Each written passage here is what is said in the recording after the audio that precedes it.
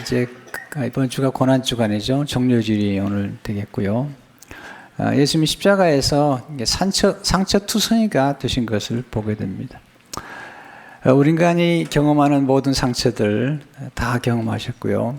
여러분과 제가 경험하는 모든 상처 아픔들과 질고 또 고난, 슬픔 등을 다 경험하신 분이시죠. 예수님 십자가에서 멸시를 받으셨어요. 이사야 3장 3절에 보면 그런 멸시를 받아 사람들에게 버림받았으며 간고를 많이 겪었으며 질고를 아는 자라. 마치 사람들이 그에게서 얼굴을 가리는 것 같이 멸시를 당하였고 우리도 그를 귀여기지 아니하였도다. 멸시란 말이 두 번이나 나왔죠. 멸시를 당했다는 것은 무시를 당하는 거죠. 업신여김을 당하는 거죠.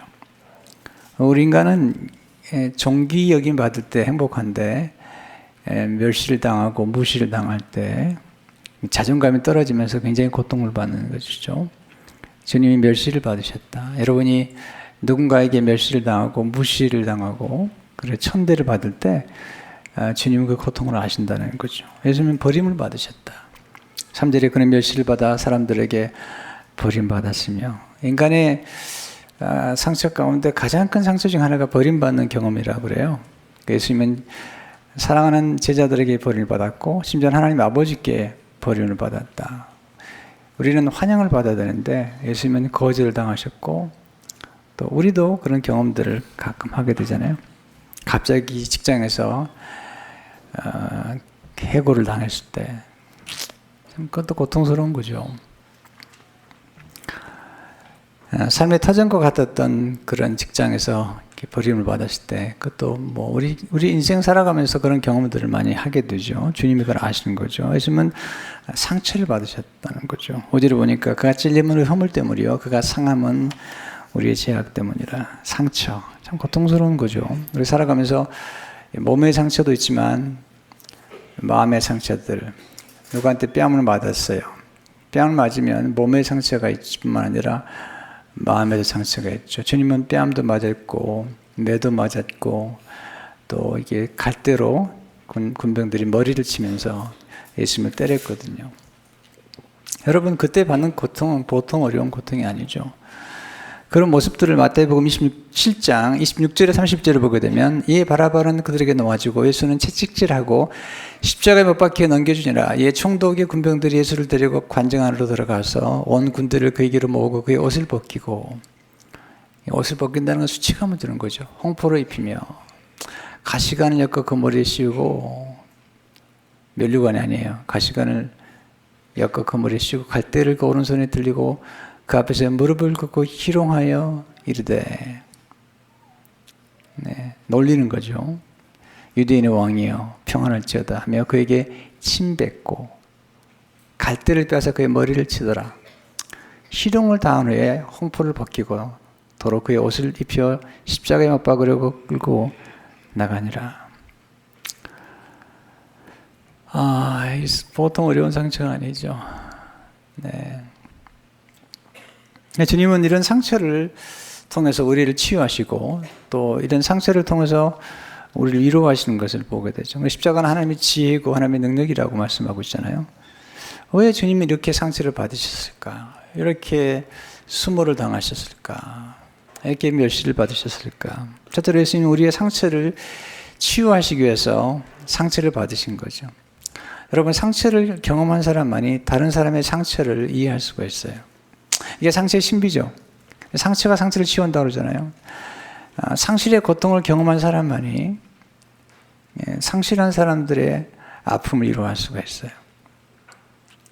그러니까 버림받아 본 경험을 가진 사람만이 버림받은 고통이 얼마나 고통스러운지를 아시죠. 쉽게 얘기하잖아요. 그것도 못 참냐고. 여러분 진짜 경험해 보세요. 그것도 용서 못 하냐고. 여러분 진짜 어려운 거예요. 주님은 그걸 아시는 거죠. 주님 우리의 상처를 치유하시기 위해서 상처를 받으신 거예요. 5절에 보면 그가 찔림 우리 허물 때문이요 그가 상함은 우리의 죄악 때문이라. 그가 징계를 받음으로 우리는 평화를 누리고 그가 채찍에 맞음으로 우리는 나음을 받았도다. 예수님이 찔림을 받으심으로 우리 허물이 치유되었고, 예수님이 상함을 받으심으로 우리 죄악이 용서를 받게 되었고요. 우리 한 예수님이 징계를 받음으로 우리 평화를 누리게 되었다. 예수님이 채찍이 맞음으로 나음을 얻게 된 것이죠. 예수님은 우리에게서 좋지 않은 건 다 가져가셨어요. 우리의 죄악. 여러분, 우리가 피해를 받은 것만 오늘 생각하면 설교가 잘 들어오지 않아요. 여러분, 우리도 많이 상처를 주었어요. 우리도 많은 가해를 한 거예요. 우리는 조금 상처를 얘기할 때 좀 공정하게 다룰 필요가 있어요. 우리가 받은 것만 크게 생각하지 말고요. 우리가 다른 사람들에게 아픔을 주고 그리고 또 고통을 주었던 것은 없는지 한번 생각해 보는 것도 좋은 것 같다는 생각이 들죠. 주님은 우리가 가지고 있는 모든 나쁜 것들 다 가져가시고요. 주님이 가지고 계신 모든 좋은 것들을 우리에게 부어주셨어요. 이사야 6절을 보게 되면 우리는 다 양 같아서 그릇 행하여 각기 제 길로 갔거늘 여호와께서는 우리 모두의 죄악을 그에게 담당시키셨도다. 우리 모든 죄악을 용서하시기 위해서 주님이 상처를 받으셨는데 그 상처에서 나오는 게 예수님의 보혈이거든요. 피거든요. 여러분, 이 피는요, 전 인류의 모든 죄를 용서할 뿐만 아니라 도말할 수 있는 능력을 가지고 있는 피예요. 그런데 상처를 받지 않으면 상처가 없이는 이 피가 나오지 않아요. 이게 상처의 신비예요. 상처를 받았기 때문에 그 상처에서 흘러나온 피와 물이 우리를 치유하는 거죠. 요한복음 19장 14절 보게 되면 그중 한 군인이 창으로 옆구리를 찌르니 그 피와 물이 나오더라. 이게 상처의 신비예요. 우리가 다 이런 상처 안에서 태어난 거죠. 어머니의 자궁에서 10개월을 자라다가 어머니의 자궁이 찢어지면서 우리가 태어나는 거죠. 우리는 상처를 무조건 부정적으로만 보지 마시고요. 상처가 주는 긍정을 봐야 됩니다. 하늘의 밀알이 땅에 떨어져 썩어야 되는데 죽는 과정이 뭐냐면 껍질이 벗겨지는 과정이죠. 이게 상처를 입는 거죠. 상처가 없이는 은혜도 없어요. 상처가 없이는 생명이 태어나지 않아요. 상처가 없이는 풍성한 열매도 없어요.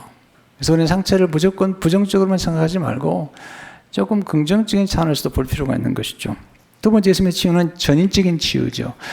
육신만 치유하는 게 아니라 예수님께서 중풍병자가 예수님께 왔을 때 내 죄가 사함받았느니라. 그리고 이제 병을 고치잖아요. 그러니까 우리가 가지고 있는 문제 중에 하나는 그 육신의 병만이 아니라 육신의 병을 가져오게 했던 어떤 것들 또는 육신 때문에 우리 육신의 상처 때문에 우리 마음이 병들었다면 주님은 우리의 몸과 우리의 마음과 우리의 영혼을 총괄적으로 치료하는 분이신 것을 알게 됩니다. 우리가 상처를 받게 되면 특별히 이게 힘든 것이 뭐냐면 상처를 받게 되면 인간은요 죄악성을 가지고 있기 때문에 상처를 받으면 반드시 복수하려는 마음이 있어요. 가장 무서운 에너지예요. 그래서 상처를 받은 순간부터 나에게 상처를 준 사람에 대해서 복수하려고 하는 그 모든 에너지를 쓰고 있는 것이죠. 그렇게 아닐 수도 있고요. 그러나 항상 항상 그런 건 아니지만 때로는 그럴 수가 있는 거거든요. 누군가 내게 상처를 주고 나를 무시했으면 그 대상에 대해서 무의식적으로 내가 기회만 주어지면 저 사람 무너뜨릴 거야. 네, 이게 보이지 않게 우리 한국 정치 안에 우리 한국 사회 속에서 계속 반복되는 거예요. 보이지 않게. 이 사이클이 반복되기 때문에 상처가 상처를 증폭시키고 있는 거거든요. 요즘 미투 운동 때문에 미국과 한국이 아주 시끄럽잖아요. 최근에 제가 읽었던 기사 가운데 하나는 한 분이 36년 전에 어떤 배우에게 성희롱을 당한 거죠. 폭행까지는 가지 않은 것 같아요. 성희롱을 당한 거죠. 36년 동안 기다렸어요. 그리고 이번에 터뜨렸어요. 저는 이제 36년 전에 그렇게 성희롱을 했던 사람 잘못했다고 생각했대요. 근데 더 가슴 아픈 건 뭐냐면, 이 30년 동안도 이 사람을, 자기에게 가해를 준 이 사람을 놓지 못하고, 그리고 고통스럽게 살았을 이 자매에 대한 아픔이 있는 거예요.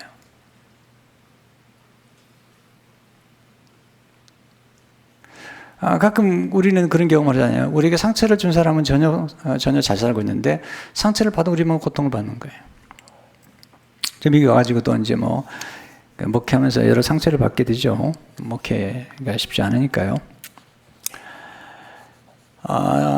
이게 참 어려운 거죠.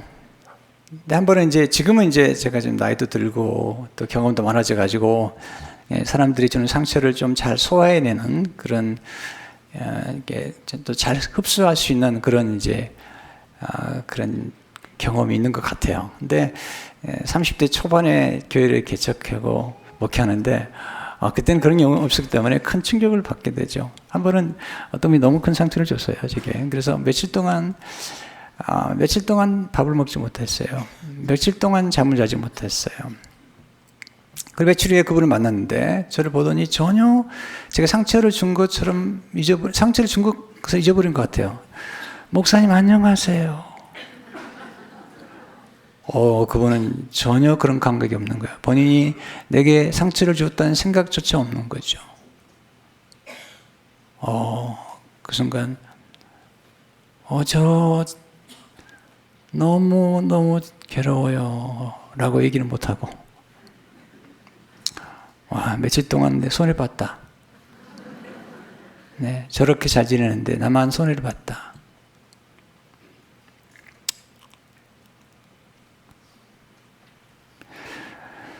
우리가 치유가 되지 않으면 우리가 누군가가 우리에게 와서 상처를 줬을 때 그 상처를 준 사람을 우리 내면에 품고 그 내면에서 그 사람을 복수하고 증오하고 미워하고 그리고 상상하고 심지어는 내가 받은 상처보다 더 과대해서 그 사람과 살고 있다는 거죠. 이게 정말 우리가 반드시 이 상처에 대해서 치유받고 또 심지어 용서하고 화해를 해야 되는 이유 중에 하나가 뭐냐면 심지어는 화해까지 안 하더라도 용서를 해야 되는 이유는 뭐냐면 우리를 가해한 사람하고 우리가 살 필요가 없잖아요. 아니 우리를 가해한 것도 가해를 우리 해가지고 우리가 받은 상처도 큰데 그 사람하고 살아요? 계속해서 내면 속에서. 어떤 분이 한 20년 그러니까 결혼 초기에 남편에게 아주 무시당하고 멸시당하고 버림받은 그런 분이 계셨어요. 이혼을 하고 20년 동안 이 남편을 증오하고 이 남편을 미워하고 그리고 복수할 기회를 찾는 거죠. 근데 복수할 수는 없어요. 이거는.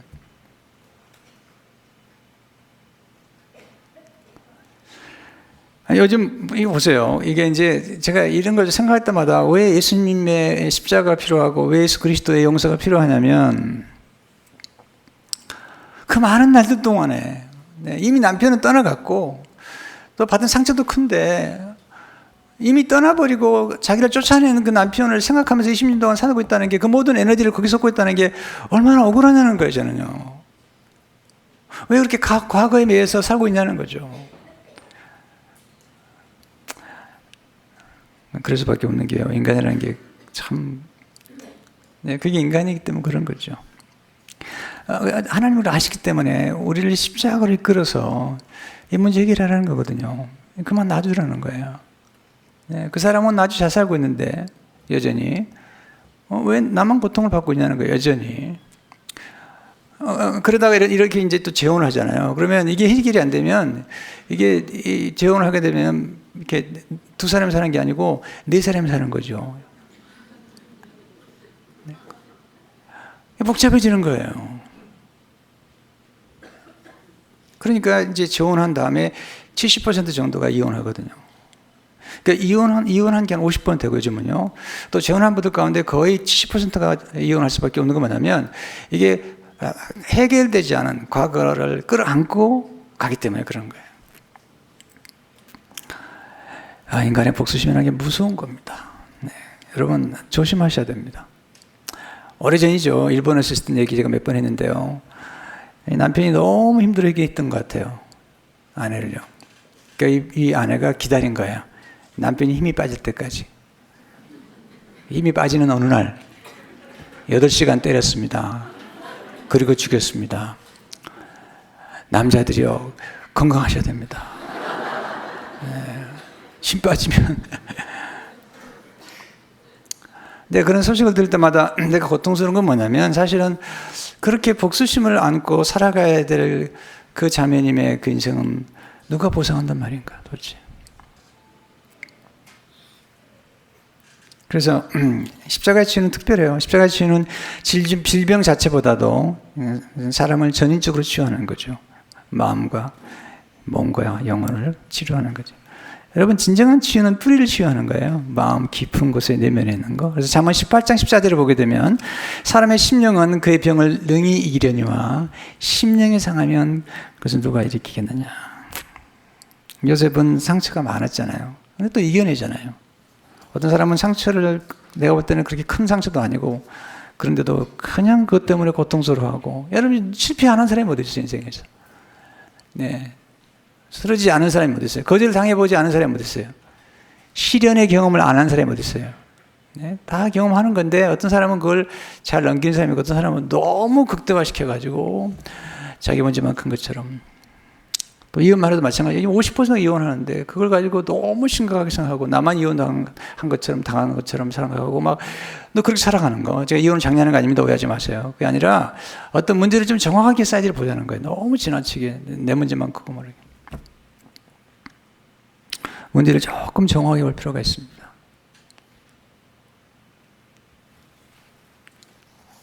그럼 세 번째, 예수님 십자가 앞에 상처를 갖다 놓아야 되죠. 세 번째, 이 상처가 어떻게 치유되는가, 이 과정을 좀 설명해 드릴게요. 첫째로, 자신에게 상처가 있으면 인정하고 대면해야 됩니다. 이게 참 중요한 거예요. 내가 상처가 있는 걸 인정해야지 치유가 되죠. 어떤 분은 인정하지 않아요. 그러니까 무의식 속에서 계속해서 고통을 받는 거예요. 무의식 속에서 복수심과 증오심과 미움으로 가득 차 있는 거죠. 분노로 가득 차 있는 거죠. 그러지 말고 본인 상처가 있다는 것을 알고 인정하는 게 필요하고요. 또 그 상처를 정확하게 봐야 됩니다. 어떤 분은 상처를 너무 극대화시켜요. 어떤 분은 너무 상처를 극소화시켜요. 있는 그대로 보는 게 필요해요. 제가 한 번은 너무 힘들어가지고 상담을 받은 적이 있습니다. 한 90년 초 같은데요. 옛날에 89년에 교회차가 너무 힘들어가지고. 그래서 이제 그때 미안합니다. 너무 힘들어가지고 밥도 잘 못 먹고 막 그럴 텐데 상담하는 분에게 얘기했거든요. 내가 몸이 너무 안 좋아서 힘들다 그랬더니 저보고 그러는 거예요. 그러지 말고 정확하게 어디가 아픈지 얘기하라는 거예요. 내가 지금 배가 아프고 좀 식사를 못한다 그랬더니 그럼 배만 아픈 것이지. 왜 모든 것이 아프다고 그러냐는 거예요. 이게 굉장히 중요하거든요. 수도 마카리우스가 이런 말을 했습니다. 아프다고 온몸이 다 아픈 것이 아니다. 어떤 장기는 아마 완벽하게 건강할 수 있다. 지독하게 아프면서도 시력은 여전히 좋을 수 있다. 어떤 지체가 약하나 다른 지체는 매우 강할 수 있다. 영적인 사람도 마찬가지다. 이런저런 영역에서 강한 사람이 다른 영역에서는 그렇지 않다. 언제나 이런 불완전함이 있다는 거죠. 저는 인간의 행복이라는 걸 가만히 관찰해 보면서 참 신비롭다는 생각이 들거든요. 좀 정확히 보셔야 됩니다. 어떤 분은 자기 가난하니까 힘들다는 거예요. 여러분, 부자면 다 행복한가요? 네. 가난해도 가족 건강하고 자녀들이 집안에서 화목하다면 그게 행복한 거죠. 부자면서 밤낮 싸워보세요. 그게 뭐 행복한가요? 가난하면 입맛이 좋더라고요, 보니까. 그게 얼마나 축복인데요. 부자들은 놓고 먹지도 못해요, 어떤 사람들은. 우리가 조금 더 정확하게 우리 삶을 살펴볼 필요가 있거든요. 어떤 분이 그런 얘기 하더라고요. 라면을 먹으면서 이 맛있는 라면은 어제 죽은 재벌이 그렇게 먹고 싶었던 라면이다.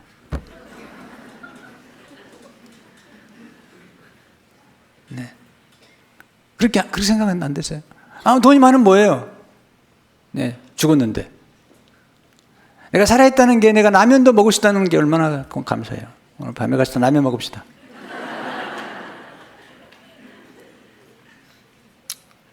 그러니까 조금 우리의 삶의 문제를 좀 정확하게 볼 필요가 있다. 두 번째, 상처를 축복의 빛이 임하는 십자가 아래로 가져다 놓으라는. 늘 상처만 생각하는 사람이 있어요. 그러지 말고 이제 치유를 받자는 거죠. 좀 꺼내가지고 예수님께로 가져오는 거죠. 현이 나오는 이런 말이잖아요. 하나님의 사랑받는 자녀로의 위대한 영적 부르심은 우리의 상처를 저주의 그늘에서 꺼내어 축복의 빛 아래로 갖다 놓는 것이다. 이게 중요하죠. 우리는 늘 상처만 보고 있어요. 늘 과거에 살아요. 그러니까 오늘도 불행한 거예요. 옛날에 떠나가버린 사람만 늘 보면 생각하기 때문에 지금 내가 만나고 있는 이 사람이 얼마나 귀중한 건 모르거든요. 또 꿈도 꾸지 않아요. 왜냐하면 과거에 매여 사니까. 이게 상처가 가지고 있는 가장 문제점이에요. 모든 사람들 오해해요. 저도 처음에 시작할 때 교인들이 상처를 그렇게 주는 분이 계시니까요. 뭐 그분이 떠나면 너무 좋았다가 또 누가 들어오면 또 걱정이 되는 거예요. 저 사람은 어떨까? 그러니까 사람을 두려워하게 되니까 목회는 사람을 사랑하고 사람을 아끼고 섬기는 건데 사람에 대한 거부감이 있는 거죠. 왜냐하면 내가 받은 상처 때문에 모든 신자를 그렇게, 여러분도 마찬가지일 거예요. 옛날에 어떤 교회에 대한 경험 가운데 목사님에 대해서 영적 학대를 받고 목사님이 여러분들의 공포심을 주고 막 그랬다면 이제는 나 목사 싫다 이렇게 생각하고 교회 올 때도 우리 교회 오신 분들 가운데도 그런 분 계실지 모르죠. 저 인간은 괜찮나. 네. 왜냐하면 우리에게 지나간 과거의 상처가 현실 내가 만나는 사람들에게 영향을 주고 우리의 미래에 영향을 주고 있다는 거죠. 그런 면에서 상처가 치유가 돼야 되고 상처를 정확하게 이해하고 바라볼 수 있는 안목이 필요한 거죠. 그럼 축복의 빛 아래에서 상처를 본다는 게 뭘까요? 그것은 축복의 빛 아래에서 상처를 본다는 건 상처를 하나님의 섭리의 안목으로 바라보는 거죠. 예수님 보세요. 예수님이 상처를 받지 않았으면 우리 구원이 없는 거예요. 그처럼 우리 인생에서 어떤 상처가 우리를 더 잘되게 할 수 있다는 거죠. 요셉이 그런 사람이에요. 요셉 형제들이 그를 상처를 줬죠. 그를 미워했죠. 구덩이에 던져놓았죠. 그를 멸시했죠. 그의 옷을 찢었죠. 그를 팔았죠. 심지어는 보디발의 아내가 유혹왕을 물리쳤더니 감옥에 들어갔잖아요. 실패를 경험하고 뭐 그런 많잖아요. 그런데 나중에 요셉이 뭐라고 얘기하죠? 그 상처를 하나님의 안목으로 보니까 이게 축복이 됐다는 거죠. 창세기 45장 4절을 보니까 요셉 형들에게 이르되 내게로 가까이 오셔서 그들이 가까이 가니 이르되 나는 당신들의 아우 요셉이니 당신들이 애굽의 판자라 당신들이 나를 이곳에 팔았다고 해서 근심하지 마소서 한탄하지 마소서 하나님이 생명을 구원하시려고 나를 당신들 앞보다 먼저 보내셨나이다. 와우.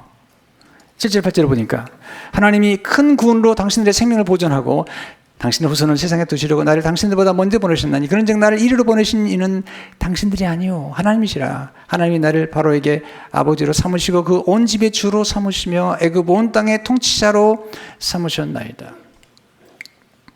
근데 놀라운 건 요셉이 분명하게 얘기를 하는 거죠. 당신들이 내게 상처를 준 건 분명합니다. 이거 부인하지 않아요. 상처 받았습니다. 네, 받았습니다. 이걸 인정할 필요가 있어요. 그러니까 값싼 용서나 값싼 화해가 필요한 게 좋은 게 아니죠. 분명히 얘기하는 거죠. 당신들이 나를 팔았고 나는 상처를 받았습니다. 근데 하나님이 당신이 내게 준 상처를 통해서 위대한 일을 이뤘습니다. 이게 중요한 거거든요. 그리고 용서하는 거죠. 용서에서 끝나는 게 아닙니다.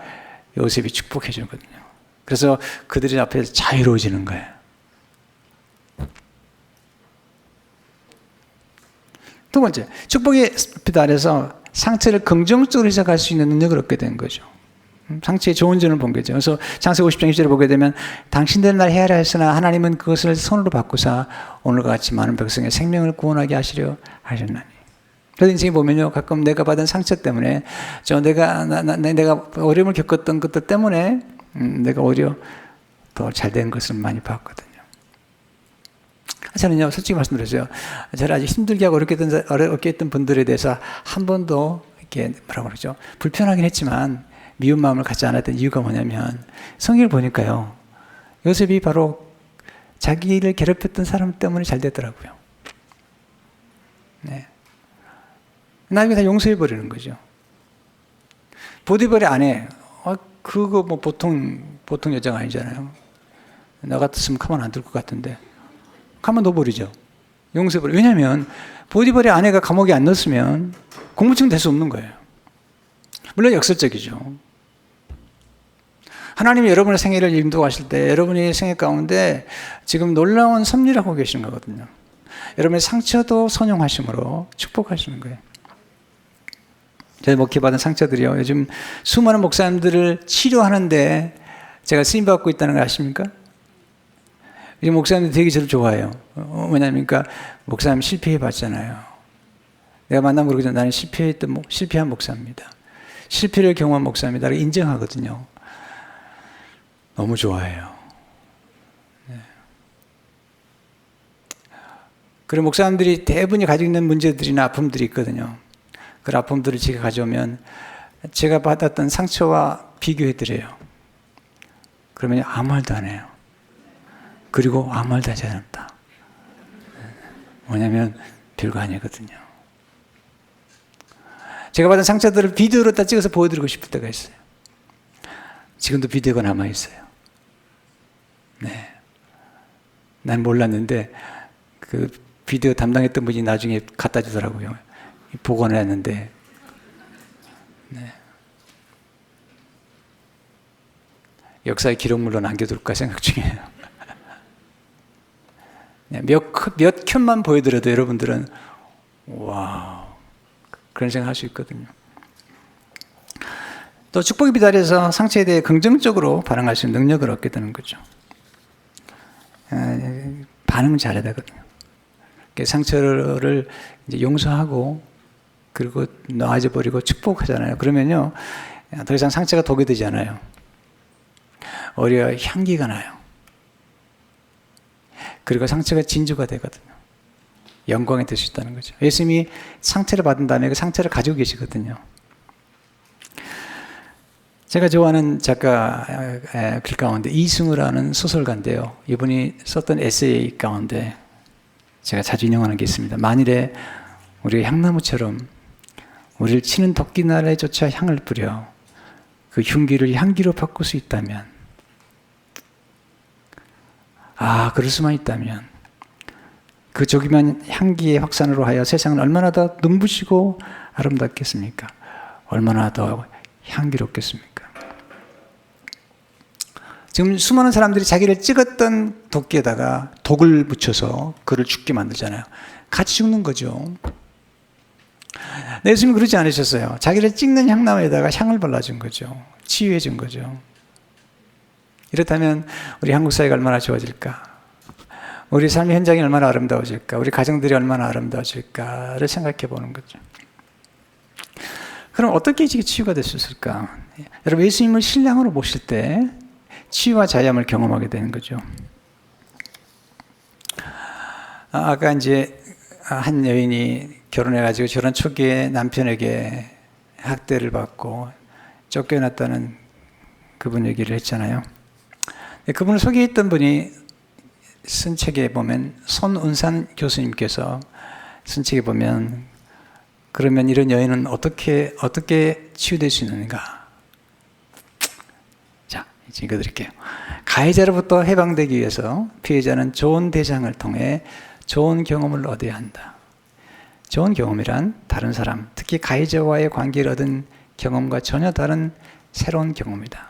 그것은 자아가 존중받고 인정받을 때 자신을 가치 있고 소중한 존재로 경험하고 그의 상처가 치료되기 시작한다. 자아가 회복되면 피해자는 절망적으로 매달렸던 가해자의 손을 놓을 수 있고 자기를 사로잡고 있던 가해자의 손을 뿌리칠 수 있다. 20년 동안 고통받은 여인이 좋은 남편을 새롭게 만나니까 이게 다 치유가 되는 거예요. 전 여러분이 잘 되면 좋겠습니다. 왜냐하면 요셉이요 잘 되니까요 다 용서가 되는 거예요. 히브리 노예들이 바로 아래서 고통받았는데 바로와 비교할 수 없는 모세와 하나님을 만나니까 치유가 돼버리는 거죠. 여기서 우리가 놀라운 경험하는 거거든요. 물론 우리가 받은 상처나 또 받은 상처를 받았던 경험들이 다 우리를 괴롭히는 건 아니죠. 어떤 건 잊어버릴 수 있잖아요. 근데 어떤 때는 똑같은 상처도요. 어떤 건 크게 느껴지는 게 있어요. 어떤 건 또 더 심각하게 느껴질 때가 있거든요. 이게 참 인생이 한마디로 얘기하기 어려운 거죠. 손윤상 교수님 얘기 좀 더 읽어드릴게요. 모든 피해자들이 가해자에게 사로잡혀 사는 것은 아니다. 상처를 딛고 일어서고 고통을 견뎌내고 스스로 이루어가면서 과거에 얽매이지 않고 살아가는 사람들도 많다. 그러나 자아가 심각하게 훼손되면 스스로 회복되지 않는다. 이때는 좋은 대상을 통해 새로운 경험이 있어야 훼손된 자아가 회복된다. 그러나 새로운 경험을 통해 회복된 자아는 상처를 입기 전의 자아가 아니라 새롭게 태어난 자아다. 이런 경험은 어떻게 가능할까요? 더 큰 사랑을 받으라는 거죠. 여러분, 사랑받다가 받은 상처 때문에 사랑을 포기하지 마세요. C.S. 루이스가 이런 말을 하죠. 사랑한다는 건 그 자체로 상처받기를 허락하는 것이다. 뭘 사랑하든 분명 가슴이 미어질 것이며 심지어 부서질 수도 있다. 사랑 때문에 우리가 무너지고 부서지고 깨어지는 거예요. 사랑 때문에 내가 상처를 받다고 해서 내가 사랑을 포기한다는 것은 어리석은 것이죠. 여러분 교회 상처를 받았으면 그래서 교회를 떠나요? 어리석은 거죠.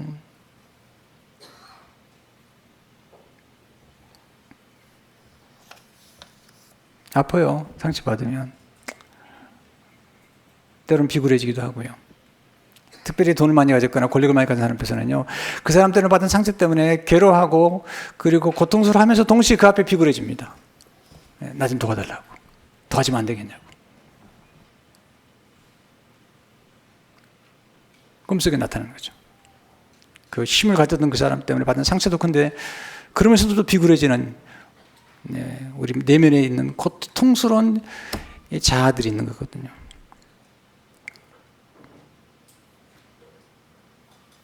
제가 이제 좀 어려움을 겪고 새로운 교회를 시작하게 됐잖아요. 여러분과 함께.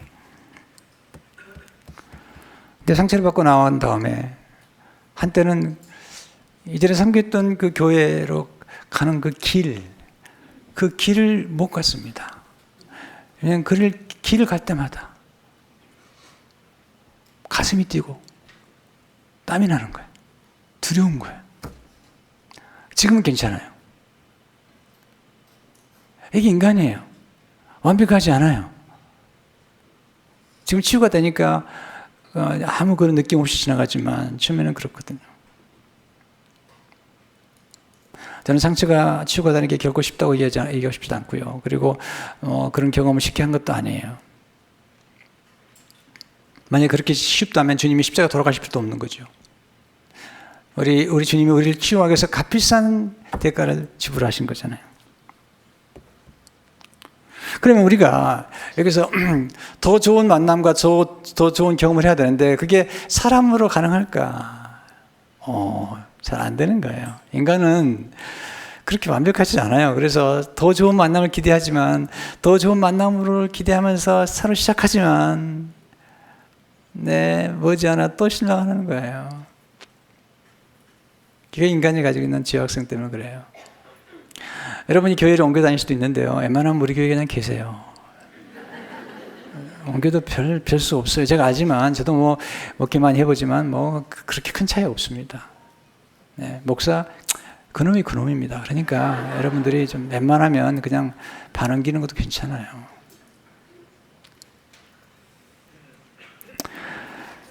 여러분, 사실은 더 깊이 들어가면 이게 중요한 거예요. 우리가 남에게 함부로 정죄하거나 다른 사람을 또 이렇게 고발하거나 또 이렇게 하기 전에 우리 스스로가 얼마나 주인인 걸 알아야 돼요. 하나님 앞에서. 솔직히 말씀드려서 꼭 희롱이라는 게 꼭 성희롱만 희롱이 아니잖아요. 예, 죄가 꼭 그 죄만 지은 거 아니잖아요. 얼마나 많은 우리 죄가 지었는데, 얼마나 많은 거짓말하고 살아가는데, 밥 먹듯이 하는데 우리 인간이라는 게 아니라고요? 네, 아니라고요? 그러면 손 들어보세요. 없어요. 그래서 마틴 루터가 종교개혁을 하면서 진정한 그리스도의 사랑을 얘기하면서 우리 그리스도인들은 예수님과 결혼한 거다. 신랑과 결혼했는데 신랑과 결혼함으로써 신랑께서 신부된 우리들의 모든 나쁜 죄악들은 다 가져가시고 신랑 대신 주님이 가지고 계신 모든 걸 다 우리에게 줬다는 거죠. 왜냐하면 법적으로 결혼하게 되면 신랑과 신부가 법적으로 하나가 되기 때문에 신랑과 신부의 소유가 하나인 것처럼 마치 신부의 모든 것이 신랑 것이 되고 신랑의 모든 것이 신부의 것이 되는 것처럼 우리가 예수 그리스도 안에서 하나가 되는 순간 우리의 모든 죄악과 우리의 모든 상처 허물들은 신랑 대신 예수님께 되고 신부는 우리들은 예수님이 가진 모든 은혜와 모든 사랑과 모든 것들이 우리 것이 된다는 거예요. 마틴 루터가 쓴 크리스찬 자유란 글에서 이렇게 그는 쓰고 있습니다. 기가 막힌 표현이에요. 부요하시고 거룩하신 신랑 그리스도께서 이 가난하고 사악한 창기와 결혼해서. 이게 기가 막힌 표현이에요. 마틴 루터는 경건하게 살았던 사람입니다. 근데 스스로 생각한 깨달은 거죠. 사악한 창기와 결혼하사 그를 그의 모든 죄악에서 건져주시며 자신의 모든 좋은 곳으로 장식해 주신다. 정말이지 이들은 죄악이 그를 멸망시킬 수 없다. 이는 그의 죄짐은 그리스도에게 지어졌고 그의 죄는 그리스도에게 삼킴바 되었기 때문이다. 그는 또한 그의 신랑인 그리스도 안에는 의를 소유하게 되었는데 이 의에 대해서 그는 자기의 의라 주장할 수 있게 되었고, 네, 결혼한 다음에 남편 가진 걸 내 거라고 얘기하셨잖아요. 똑같다는 거죠. 자기의 모든 죄에도 불구하고 이 의를 죄와 지옥에 대항하여 자신 있게 내세울 수 있게 되었으며 다음 같은 말도 할 수 있게 되었다. 비록 나는 죄를 지었으나 내가 믿는 나의 그리스도는 죄를 지지 않았으며 내 신랑은 그의 모든 것은 나의 것이고 나의 모든 것은 그의 것이다. 이 이야기가 이사야 53장 5절 6절의 이야기죠. 그가 찔린 우리 허물 때문이요 그가 상한 우리 죄악 때문이라. 그가 징계를 받음으로 우리는 상처를 누리고 그가 채찍에 맞음으로 우리는 진다함을 받았다. 여호와께서 우리 모두의 죄악을 그에게 담으시고 우리 모든 죄악들을 예수님이 가져가셨어요. 그리고 우리에게는 평화와 용서와 자유를 주신 거예요. 그래서 예수님을 만나야지 해방되는 거예요. 네. 우리 자신 해방될 뿐만 아니라 우리에게 상처를 준 사람도 해방시켜줘야 돼요. 왜냐하면 우리가 용서해야 되는 이유는 뭐냐면 우리에게 가해를 주고 상처를 준 사람들을 용서하고 해방시키는 것보다 더 중요한 것은 그 사람으로부터 우리가 해방되기 위해서 그래야 되는 거예요. 요한복음 30절에 진리를 알지 진리가 너희를 자유케 하리라. 요한복음 30절에 보면 그러므로 아들이 너희를 자유롭게 하면 너희가 참으로 자유로다. 우리 주님 말씀하셨어. 우리 예수 믿고 예수 무지했더니 우리 모든 죄를 용서했다는 거예요. 그리고 우리가 새로운 비전을 주신 거예요. 새로운 꿈을 주신 거예요. 이제는 하나님의 자녀라는 거예요. 왕 같은 제사장이라는 거죠. 거룩한 나라라는 거죠. 그런 적 누구든지 그리스도 안에 있으면 새로운 피조물이라. 이전 것은 지나갔으니 보라. 새 것이 되었도다. 요한계시록 5절에 보니까 우리를 사랑하사 그의 피로 우리를 죄에서 우리를 해방하시고 우리를 해방하셨어요. 우리를 자유케 하셨어요. 우리 지나간 모든 과거의 상처로부터 심지어 우리가 가해를 했던 우리의 죄로부터도 자유케 하셨다는 거죠. 이게 십자가예요. 십자가 앞에 우리의 모든 상처와 아픔들을 내려놓고 우리 죄악도 내려놓으면 주님이 이걸 모두 가져가시고 우리에게는 놀라운 은혜와 사랑을 주시는 거죠. 보세요. 우리의 상처는 지나간 고통보다 더 좋은 사람을 만나거나 더 좋은 대상을 만나면 해결될 수 있어요. 제가 지금 목회를 너무 정말 감사하게 하고 있죠. 왜냐하면 이렇게 표현을 하면 좀 조심스럽긴 한데요. 이전보다 더 좋은 장로들을 만났거든요. 더 좋은 권사님과 신자들을 만났거든요. 더 좋은 교회를 만났거든요. 그러나 그보다 더 중요한 게 있습니다. 진짜 이제 오신 예수님을 만났거든요.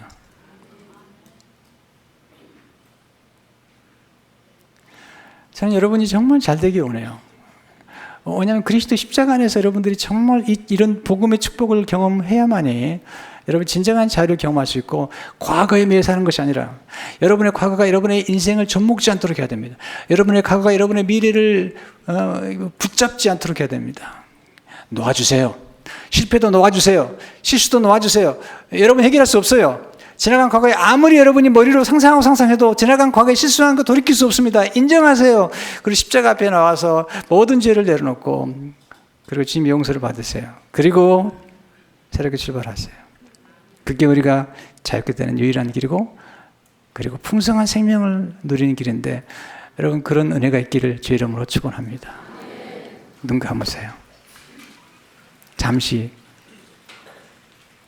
눈을 감으세요.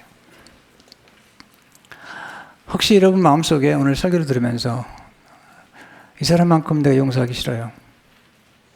그렇다면 그 사람이 여러분 안에 있는 겁니다. 같이 살고 있는 겁니다. 놓아주세요. 십자가 앞에서 놓아주세요. 그리고 우리도 잘못한 게 있다는 걸 기억하셔야 됩니다.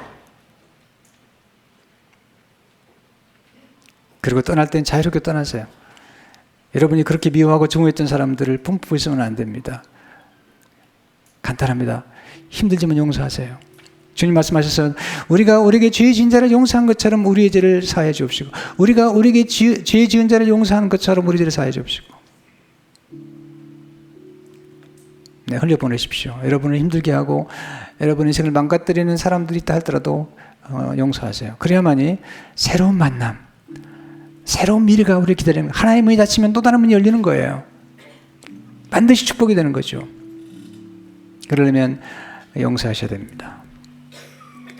그리스도께서 우리 용서하신 것처럼 그래야지 자유케 됩니다. 두 손을 펴세요. 한 펴보세요. 펴보세요. 부끄러워하지 말고 펴보세요. 그래 놓아주세요. 하나님께 맡깁니다. 나의 죄악도, 나를 힘들게 했던 사건들과 사람들도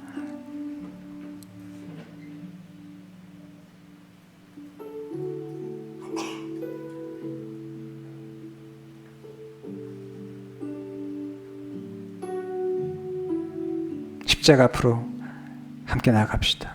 하나님 아버지, 우리가 두 손을 폈습니다. 아직도 우리가 용서하지 못한 사람이 있다면 이 시간 용서합니다. 그를 자유케 할 뿐만 아니라 우리가 자유케 되길 원합니다. 그리함으로 주님께서 예배하신 풍성한 삶 그리고 축복된 삶을 살아가도록 축복해 주옵소서. 예수 이름으로 기도합니다. 아멘.